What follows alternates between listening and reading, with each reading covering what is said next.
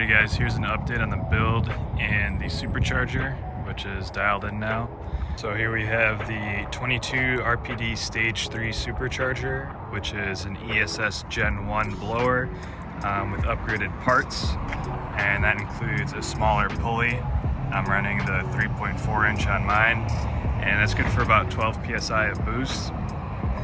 I also had this charge pipe here made, and I added in a blow-off valve. And I have this blow-off valve controlled by this max solenoid here. It's a 3-port solenoid. I'm running the Supercharger spring in the TurboSmart race port blow-off valve. And I have the open position of the max solenoid ran to the intake manifold. So when the N52 does produce vacuum, which I've noticed is higher RPM, low throttle, this will vent on partial throttle to let some of that unused boost out. And then the open side of the max solenoid here is just the atmosphere. And so I have a TurboSmart blow-off valve controller. When it detects a negative change in the throttle position sensor, it will open up this max solenoid to the open port, and that'll allow this blow-off valve to vent completely. And so that'll happen when I lift off the throttle. Included in the 22 RPD Supercharger kit is also a water methanol injection system, and I added a Snow Performance solenoid upgrade and stainless steel lines here, and I added a T-fitting, so I'm actually spraying methanol pre-Supercharger here, and I'm spraying pre-throttle body here at that lower nozzle. And this system's boost activated. I have a boost pressure gauge tapped into the intake manifold, and when it sees a set PSI, it will start spraying the methanol, and then you can also set a max PSI to where it's going full spray. This is not the intake pipe that comes with the Supercharger kit, but here's mine I have modified. I have my crankcase vent tapped into the bottom there, that's that big hose on top.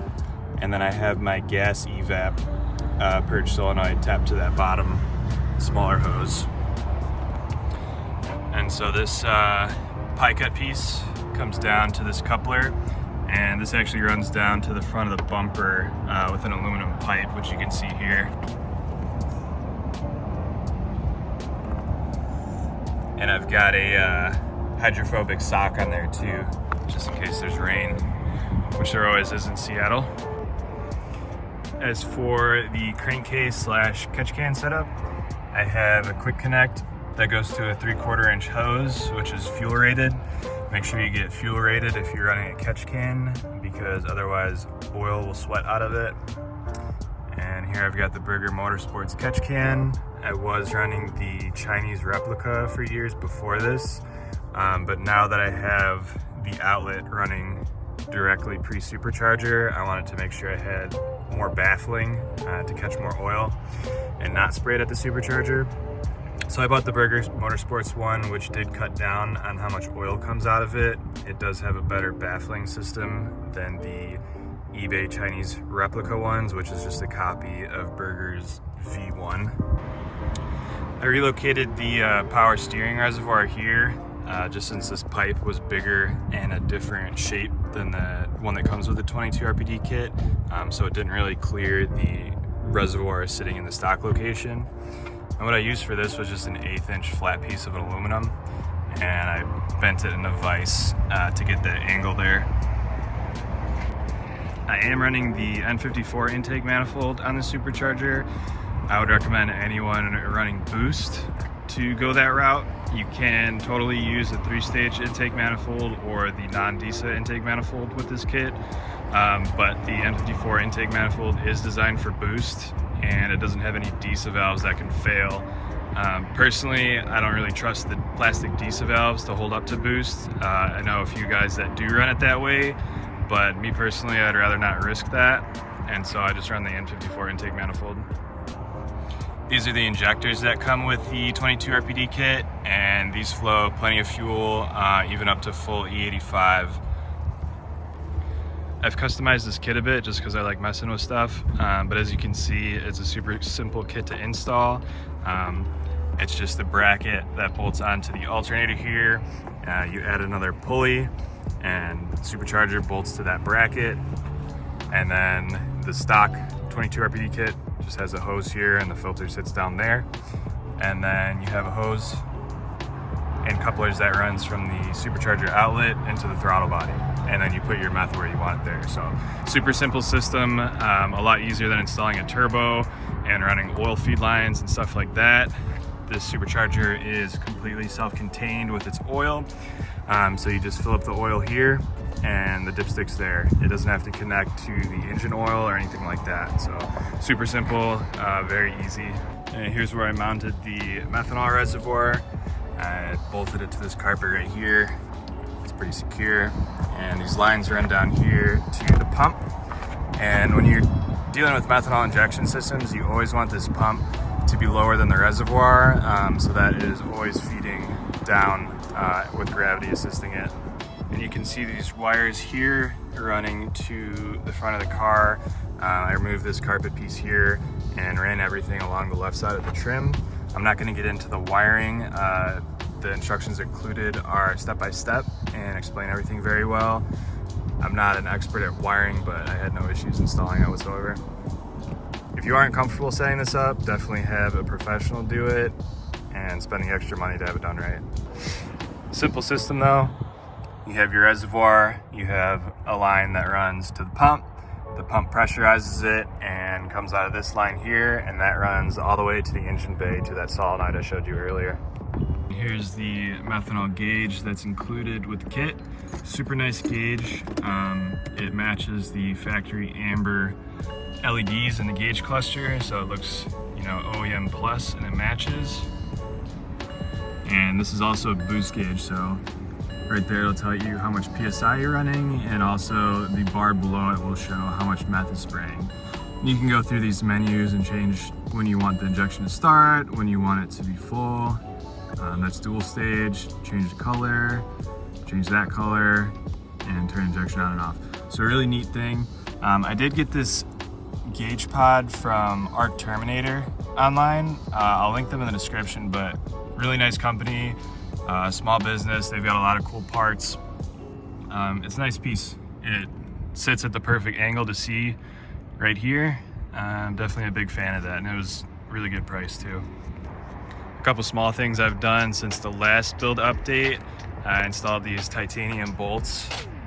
I saw it on a F80 and I had to get them. They look so good.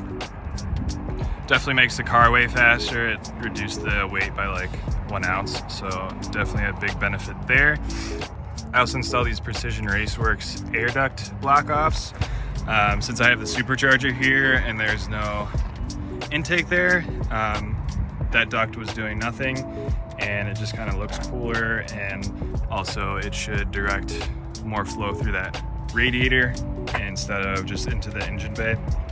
I also bought this oil filter cap from Burger Motorsports, kind of just a precautionary measure. It obviously can't crack like the stock plastic one, so that's a big benefit there. And the reason I went with the Burger Motorsports one is because it has a nice big integrated magnet inside there. I'm not going to pull it off to show you. You can check on their website. But that's just a nice benefit to catch any oil, shavings, or anything like that that might be passing through the filter. Obviously there shouldn't be a lot, but if it does anything extra, I'm all for it, since it was only like $80. A lot of people ask me why I have a sweat band on the power steering reservoir. All this achieves is when you're cornering hard, there is a vent right there, and it will squirt on your engine bay when you're cornering hard or the power steering gets hot. And so the only point of that sweat band is to absorb that little bit of vapor that comes out of there and keep your engine bay clean. I forget if I had these on my last update video, but I also did the M3 strut brace. As you can see there, I haven't driven the car on a track since I did that, so I can't tell you exactly how much of a benefit they are, but I got a good deal on them and they look cool. And I also bought this M3 air filter cowl, which also just kind of looks cool and ties the engine bay together, and it should let more heat rise away from the engine instead of being trapped underneath the stock cowling. As for exhaust, I still have the AliExpress HC Racing headers. Let's see if we can get to focus here. There we go. And these are basically just Active AutoWork replicas. I've had them on for years now. I had them ceramic coated, that's why they're black. If you do get headers, it's always worth it to get a ceramic coating, and that'll help keep the heat inside the headers and not in your engine bay. I do have a set of S54 headers that have been modified to fit the N52 in this chassis. It's a decent bit of fabrication, but they are equal length, unlike the Active AutoWork / HC Racing headers. So that should provide a better power band than unequal length headers. And I'm also using a larger primary and a larger diameter after the collector, which also will be helpful for boost and more exhaust flow. So it should have some gains there. Overall, I'm a huge fan of this kit. I did have the 22 RPD velocity stacks before this, which were the most fun you can have in an NA N52. And for people who have been following me for a while, you've also seen the Roots type supercharger I had on here before. The 22 RPD supercharger kit outperforms the Roots one I had 100%. Makes more power, feels better driving it, way simpler to install. So all things considered, I would rank the 22 RPD Supercharger kit number 1 out of all the previous setups I've had on this car. I get a lot of comments asking, well, why didn't you just buy an N54? And the answer to that is I've already bought 12 plus N54s. I've built N54s, they're also fun cars. But the nice difference with a supercharger, specifically a centrifugal, ProCharger type, is that the power delivery is completely linear. You can always run a smaller pulley to add more boost, but the power delivery will still be the same, where the more you rev it out, the more power you get. This is a huge benefit on the track for power modulation. I also run the 22 RPD linear throttle map, which basically makes the throttle feel like a drive-by cable throttle. And so you can really modulate the power coming out of turns and stuff like that. Unlike a turbo where, it kind of hits hard at a certain point and it's not a super linear delivery. And also I actually have a lot of friends that do have N54s and they do actually track it and they do take care of them. A common theme in TikTok comments and stuff like that is that if you maintain your N54, it'll be bulletproof, it'll never break down. Well, I maintain mine. My friends that track theirs consistently do everything for them and maintain it, and it still has more downtime, it breaks more often, it's more expensive to repair, and it's just, to me, my personal opinion, the N52 makes more sense for a seat time track car, because I want to drive as much as I can and learn as much as I can on the track, and to do that you need a ton of seat time. And with an N54 you'd be sacrificing seat time for fixing time. That being said, I've had plenty of N54s and they're still fun. And different setups are better at different things. If you want to build a 600, 700 wheel horsepower roll racing car, sure, you can get an N54, but why would you get an N54 when there's a B58? So it really just comes down to, what you can afford, what you like, and how you want it to drive. I like how this drives, and so I just built it the way I like it. Anyways, enough yapping, here's how it sounds. And this is with the valve closed right now in the exhaust.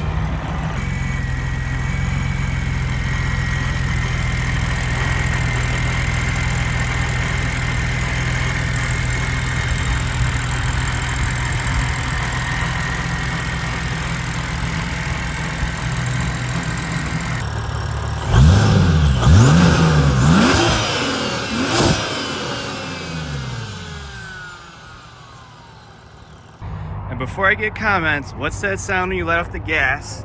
That is this decoupler pulley right here on the alternator. This is BMW's Efficient Dynamics pulley, and this just maximizes efficiency by utilizing a decoupler clutch. So when you let off the gas, it can decouple and it makes that terrible noise, but it's efficient. Another big update is I swapped a 6 HP 21 transmission from a 2011 335, which is the N55 engine. And I did a write-up on my website on how to do that, and it shifts night and day now. I'm really impressed with how it came out. My 6 HP 19 that came in this 330i had about 230,000 miles on it, and the torque converter had even more. And at full throttle, full boost around redline, if I wanted to shift, it just would not do it. It was totally tired and worn out. The only maintenance I did in that transmission, since I had it for the last 100,000 miles, was fluid changes. I think I did 3. I changed the pan twice, once because I cracked it, and then I did the mechatronic seals when I first installed it. So this new transmission, all I've done is fluid pan mechatronic seals, and I'm going to do a zip kit and a solenoid kit now that I know that the swap actually works. And I have XHP stage 3 on there now. I haven't dived into the settings too much. It's pretty much the off-the-shelf map, but I am gonna have a custom transmission tune done, which will have it shifting even faster. But super pleased with the 6 HP 21. I can go to redline now and shift just fine.